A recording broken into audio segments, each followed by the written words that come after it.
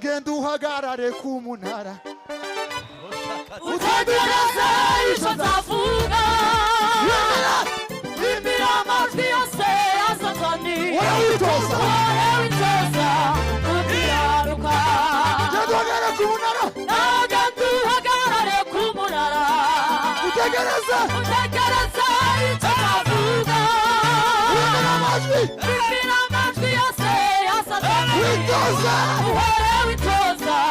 ukiranuka genda usenge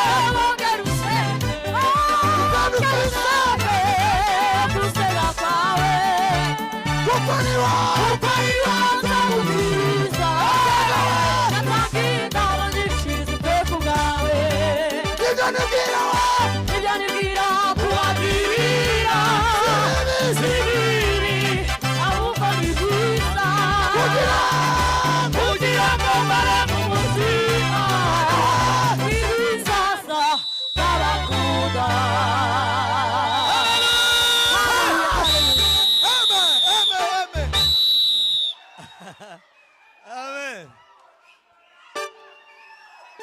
Iyo niyo Pentecote.